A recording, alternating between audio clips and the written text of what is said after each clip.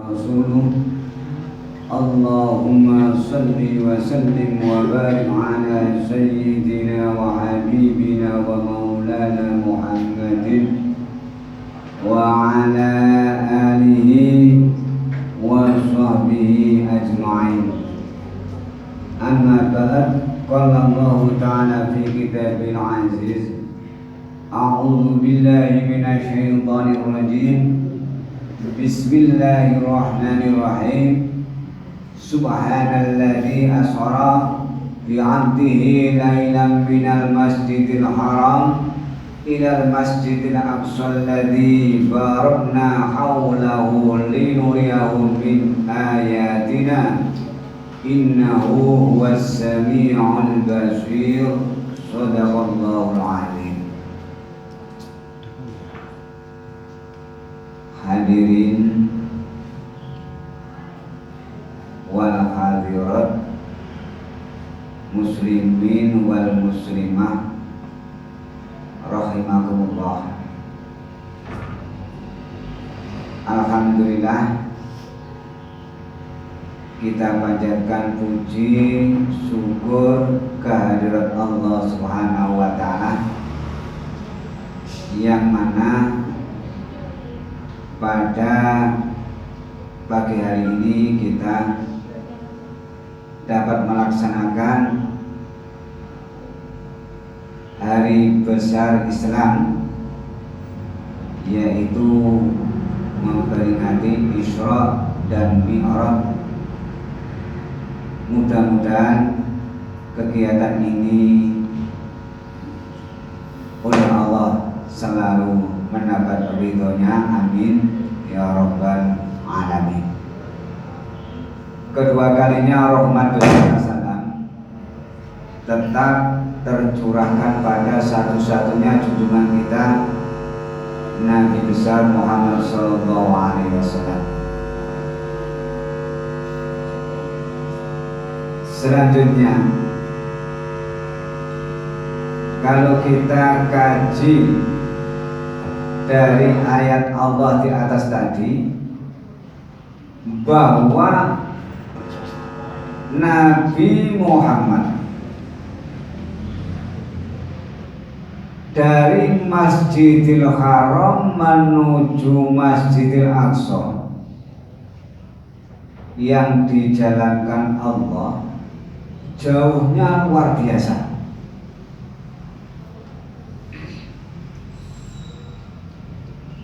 Menurut logika, bahwa antara Masjidil Haram ke Masjidil Aqsa tersebut ditempuh kita ini waktunya 40 hari. Tapi dengan kekuasaan Allah cukup semalam dilakukan junjungan kita. Itu pun ditambah dari langit 1, 2, 3 hingga langit yang paling akhir, dan langsung menuju Allah secara pribadi antara junjungan kita dengan Sang Pencipta. Hikayah yang banyak mengandung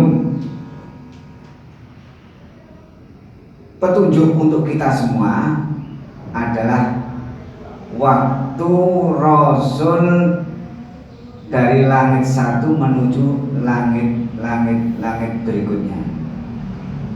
Langit pertama, Rasul diberitahu Allah salah seorang perempuan yang sangat tua, jalannya sempoyongan, kulitnya sudah keriput, rambutnya putih, pakai tongkat. Dalam hati Rasul itu sangat iba. Seraya Rasul tanya kepada Jibril, "Liman hadihi ya Jibril?" Siapakah dia wahai Jibril? Jawab Jibril, itu adalah suatu perlambang ya Rasul, bahwa dunia ini sangat tua, dekat dengan kiamat.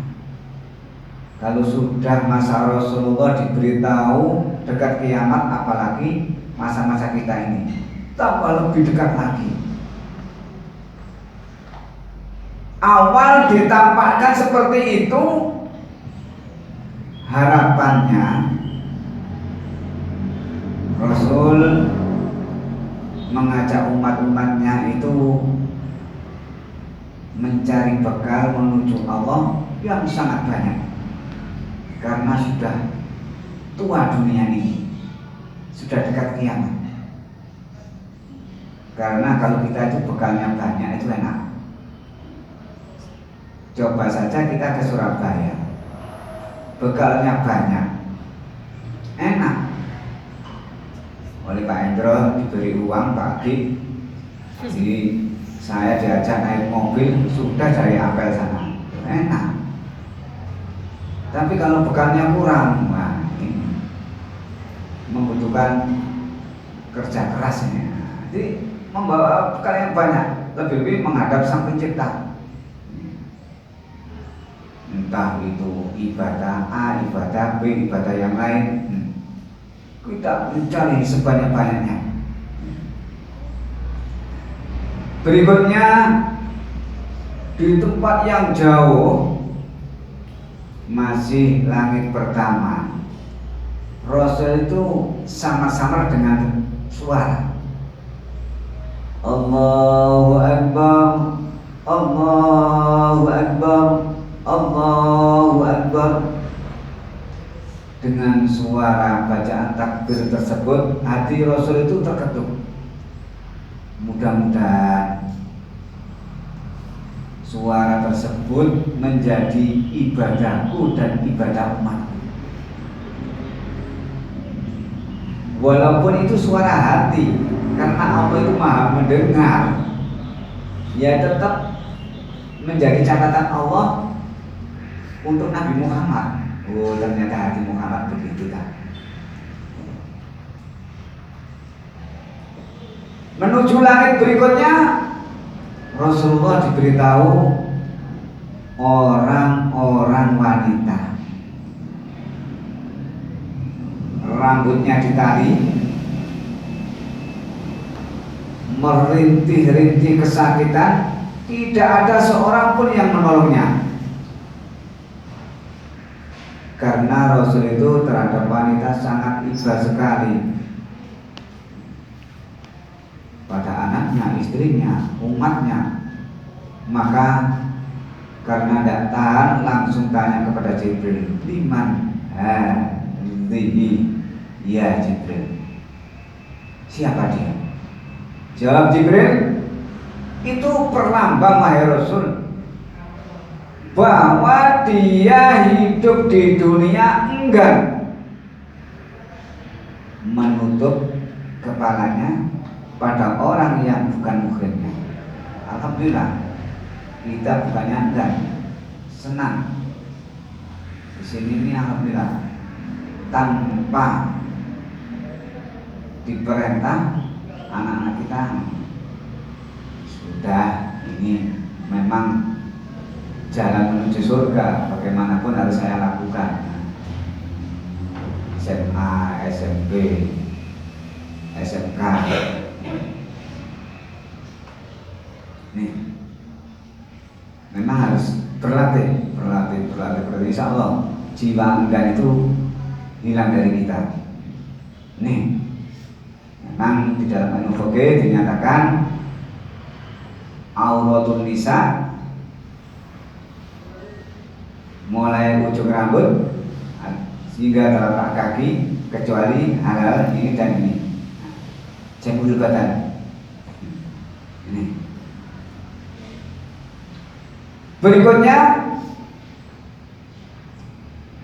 Rasul menuju langit yang ketiga.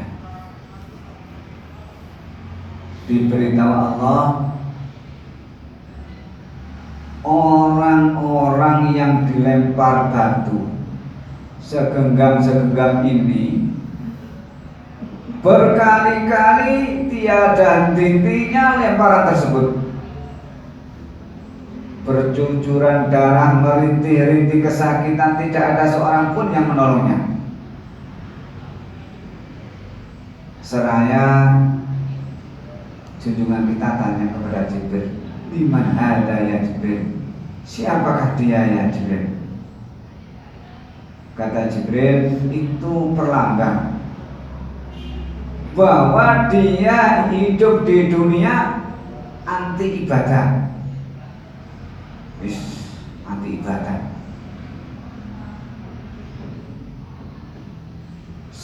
Dengar suara tentang ibadah saja sudah rasanya panas telinga itu. Ada seperti itu. Ada.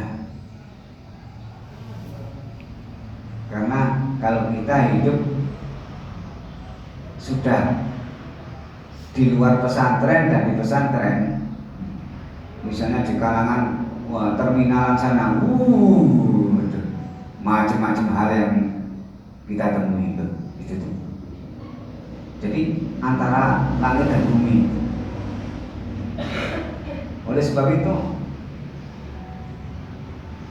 kita untung hidup di kalangan pendidikan itu selalu teringat tentang ibadah. Karena ibadah itu ada yang ma'allah, ada ghairu ma'allah. Jangan dikira seperti ini bukan ibadah. Yang tidak kalah pentingnya termasuk niat kita thalabul ilmi. Itu. Berikutnya di tempat yang jauh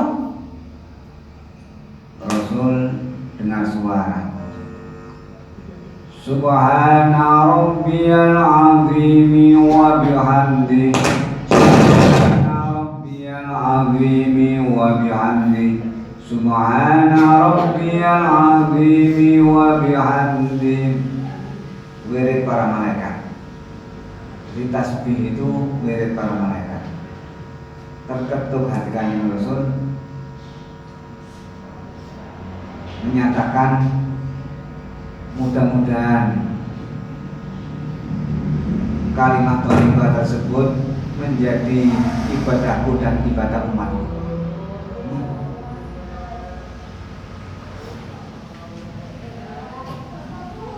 Berikutnya menuju langit yang keempat. Rasul diberitahu Allah, orang-orang yang lidahnya panjang dipotong, bercucuran dua, terus dipotong dan dipotong, merintih-rintih kesakitan, tidak ada seorang pun yang menolongnya. Tanya Rasul kepada Jibril, "Liman hada ya Jibril?" Siapakah dia Jibril? Jawab Jibril, "Itulah perlambang wahai Rasul bahwa dia hidup di dunia tidak mau menjaga pembicaraannya." Nah, ini memang kata-kata itu kalau tidak bisa menjaga, sering membuat orang sakit hati, membuat orang kecewa, membuat orang marah, membuat orang tidak suka dan sebagainya. Bukti otentik, saya ke pom bensin mengisi sepeda itu, bensinnya hampir habis. Gitu antara A dan B sambil ngisi bensin itu mengatakan nasihati sepeda itu sudah biasa. Naudzubillah. Jadi kata-kata seperti itu sepertinya kata-kata biasa. Kadang-kadang supir dan supir mengatakan pada temannya itu menyapa kok, katanya tambah akrab. Nah inilah, ini naudzubillah. Oleh sebab itu di kalangan-kalangan yang baik seperti ini Kalau nggak kita tegakkan, siapa lagi kalau bukan kita-kita? Kalau di lingkungan pendidikan, insya Allah, ada anak kok mengatakan A, B sampai Z, tidak karuan mesti tuding, dibawa ke B. Nah itu, oleh sebab itu diupayakan kaulan karimah, ucapan yang mulia, ucapan yang menyenangkan, ucapan yang menyejukkan. Karena Kanjeng Rasul itu lubuk akal lautan budi. Jadi akalnya luar biasa, budinya tiada yang tandingi alam semesta ini. Paling baik. Oleh sebab itu selalu dipuji-puji oleh Allah. Innallaha wa malaikatahu yusholluna 'alan nabi. Terus dipuji nama beliau. Malaikat-malaikatnya juga memuji.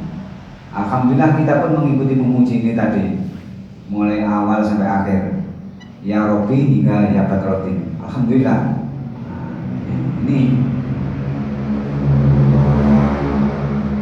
selanjutnya menuju langit yang hampir selesai nih. Lebih tinggi lagi, ini Rasul diberitahu orang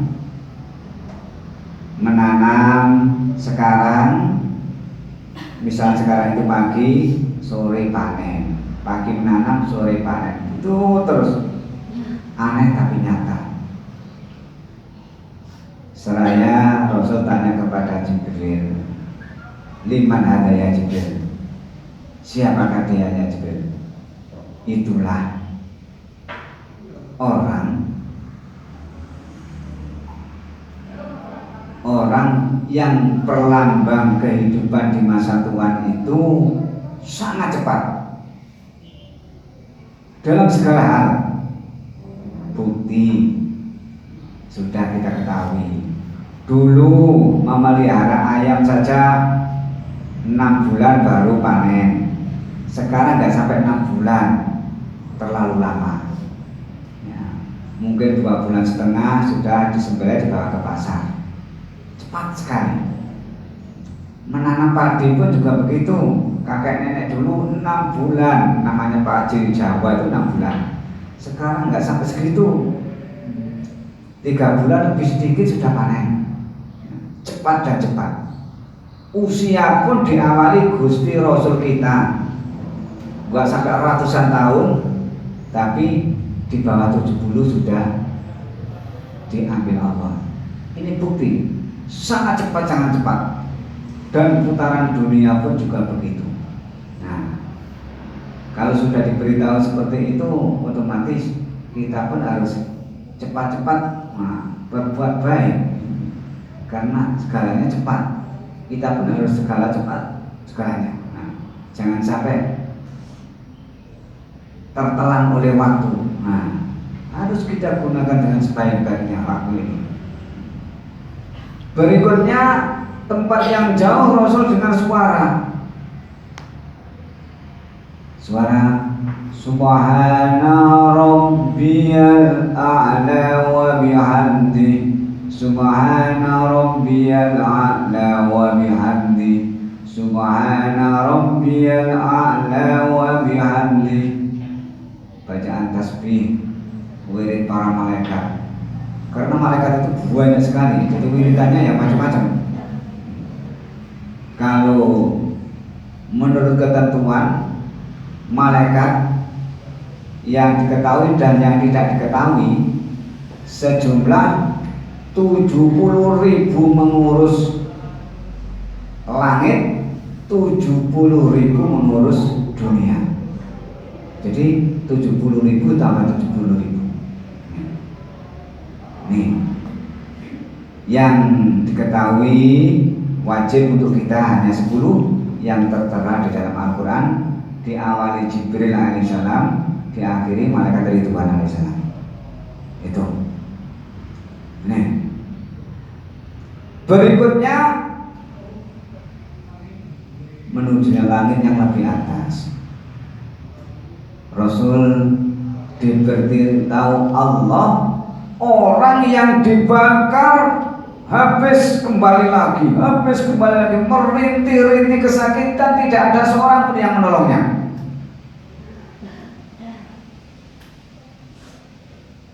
Ini dengan ibanya Rasul, seraya beliau tanya kepada Jibril alaihissalam, liman hada ya Jibril, siapakah dia Jibril? Itulah ya Rasul, orang yang hidupnya di dunia selalu durhaka kepada kedua orang tuanya. Kedua orang tuanya. Kalau kita pelajar, otomatis orang tuanya ditambah guru. Guru adalah orang tua tentang mendidik menuju jalan terang sesuai dengan pelajaran-pelajarannya. Tapi kalau di rumah adalah orang tua yang memberi bekal untuk kesuksesan dalam kehidupan dunia melalui ilmu yang diberikan oleh bapak ibu guru. Jadi ini durhaka kepada orang tua seperti inilah akhirnya hukumannya seperti itu. Naudzubillah. Oleh sebab itu di dalam ayat Allah mengatakan wa kullahuma qaulan karima, katakanlah kepada ayahmu, ibumu dengan ucapan yang mulia, ucapan yang menyenangkan, ucapan yang menyejukkan hati. Jangan sedikit pun dia luka, kecewa dan sebagainya. Ini. Nah, bagaimana kalau orang tua kita sudah meninggal? Tetap berbuat baik kepada orang tua. Karena orang tua meninggal itu masih ada hal yang diharapkan, yaitu doa. Karena orang meninggal itu 3 hal yang dimiliki bisa mengangkat derajatnya di hadapan Allah. Anak yang soleh, solehah, yang selalu mendoakan kepada keduanya, ilmu yang manfaat, harta yang disedekahkan. Nah, ini oleh sebab itu kalau kita meniru junjungan Rasul kita Nabi Muhammad SAW, beliau selalu berdoa untuk orang tuanya, Allahumma firli wali walidayya warhamhuma kama rabbayani shaghira. Jadi orang tua selalu kita doakan. Apakah sampai Kanjeng Rasul itu mengatakan waktu sahabat ke makam, mendoakan orang tuanya, karena orang tuanya itu terhapus dosanya, alhamdulillah bersih dari dosa. Walaupun dia di alam kubur itu bisa mendoakan anak yang mendoakan orang tua tersebut. Dalam doa tersebut mengatakan begini, Allahumma ghfir liman nawwara qabrana. Wahai Allah, ampunilah, berilah pengampunan seperti Tuhan memberi sinar pada diriku. Bahkan lebih daripada itu doa tersebut, sampai didoakan menuju surga Allah Subhanahu wa Ta'ala. Ini. Dan jangan sampai kita durhaka, karena dalam hadis Nabi, suhtullah bi suhtil walidain. Murka Allah itu terletak dari kemurkaan kedua orang tua. Nanti kalau sudah kita itu durhaka, Allah murka, bagaimana kita di hadapan Allah? Ini diupayakan. Kalau dulu pernah dosa, nah, sekarang masih ada waktu, karena masih nyawa ada pada badan kita. Semua manusia nggak luput dari kesalahan. Saya pun banyak salahnya kepada kedua orang tua. Jangan dikira pekerjaannya ceramah kesana kemari selalu baik, enggak, punya salah kepada kedua orang tua. Tapi yang saya praktekkan, kalau saya dinasihati orang tua, satu pun kata tidak pernah saya mengatakan yang model-model diam dan diam, sampai orang tua selesai mengatakan apa saja baru selesai. Alhamdulillah bisa terjadi kok, dipraktekkan betul. Malahan pernah pada orang lain, bukan orang tua, waktu di SMA itu saya naik sepeda pancal, sepeda dan becak itu tubrukan jadi satu. Orangnya jatuh, saya pun juga jatuh. Tukang becak marah, saya dengarkan sampai selesai. Nah, memang latihannya seperti itu. Dan alhamdulillah rasa jengkel pun tidak ada. Nah, memang latihan, akhirnya menjadi sabar dan sabar. Ya, ini itu sampai langit yang tinggi diberitahu seperti itu. Kanjeng Rasul tempat yang jauh juga diberitahu bacaan Rabbil firli warhamni wajibun nurani sampai akhir. Ini bahkan diberitahu suara at-tahiyatul hingga salam. Terketuklah dalam hati Rasul, mudah-mudahan itu menjadi ibadahku dan ibadah seluruh umatku. Baru di langit 7 Rasul diberitahu hal yang sangat menyenangkan. Sudah, karena tadi menyenangkan dan tidak menyenangkan, yang terakhir ini yang sangat menyenangkan. Tahu sungai bersih, dari muara sungai itu ya kelihatannya air tersebut putihnya luar biasa. Dengan putihnya air susu itu kalah air susu tersebut, dan manisnya melebihi air madu, melebihi asam, segernya melebihi air salju. Seraya Rasul tanya kepada Jibril, liman ana, untuk siapa? Wahai Jibril, kata Rasul, liman sholla alaih fi rojab, untuk siapa saja orang yang membaca sholawat di bulan Rajab, yakni akhir bulan Rajab, yaitu Isra Mi'raj.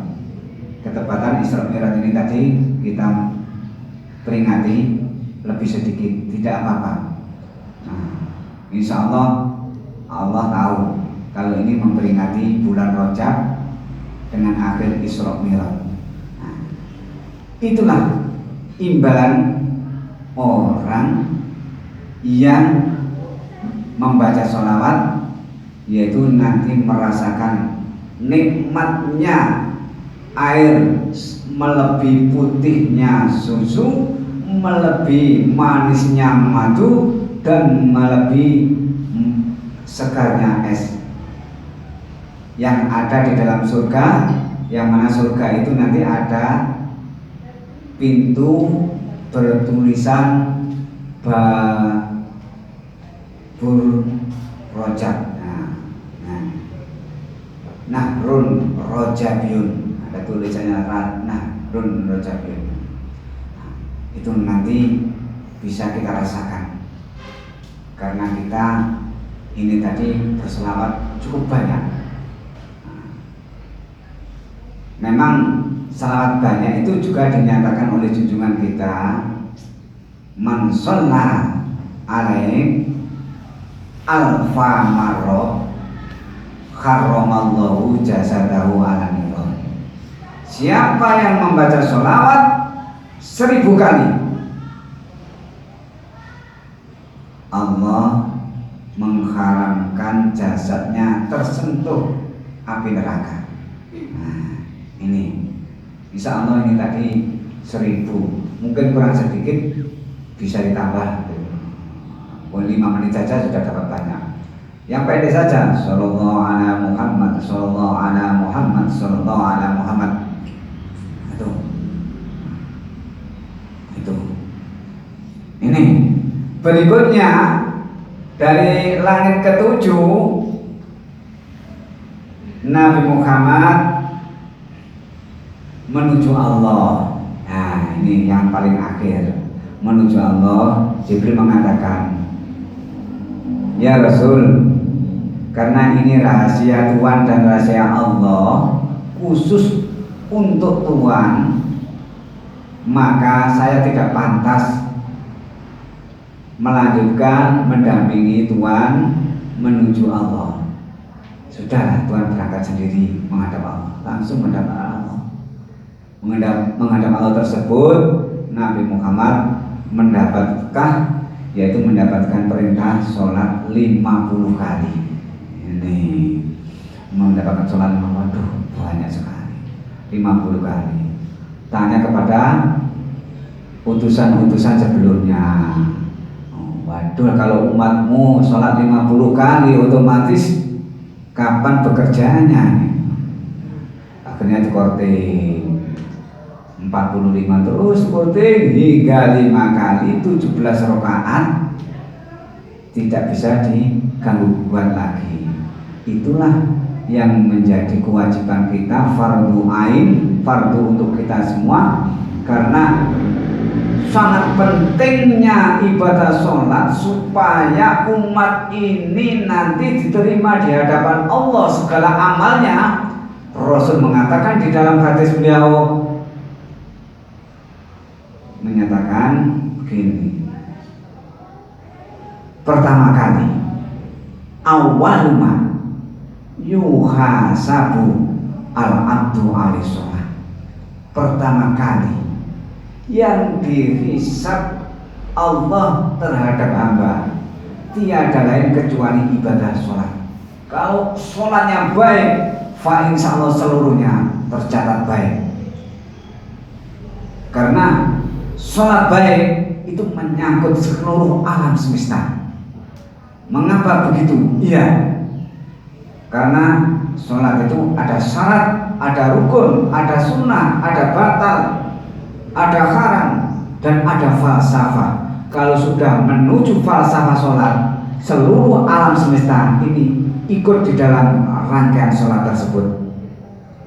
Oleh sebab itu, mari dengan peringatan Isra dan Mi'raj ini kita tingkatkan ketakwaan dan keimanan kita agar di hadapan Allah kita semua mendapat ridhonya. Akhirul qaul wallahu muwaffiq ila aqwamit thoriq. Assalamualaikum warahmatullahi wabarakatuh. Ya, mari kita berdoa bersama. A'udzu billahi minasyaitonir rajim. Bismillahirrahmanirrahim. Allahumma shalli wa sallim wa barik ala sayyidina Muhammad alhamdulillahi rabbil alamin. Allahumma bihaqqi sholawatun Nabi Muhammad sallallahu alaihi wasallam wa bihaibati sholawatun Nabi Muhammad sallallahu alaihi wasallam wa bi munazzalati sholawatun Nabi Muhammad sallallahu alaihi wasallam irfa darajatana, irfa darajatana, irfa darajatana, wa qabul maqasidana, wa qabul maqasidana, wa qabul maqasidana ya arhamar rahimin. Wa sallallahu ala sayyidina wa habibina wa maulana Muhammad walhamdulillahi rabbil alamin. Bismillahirrahmanirrahim.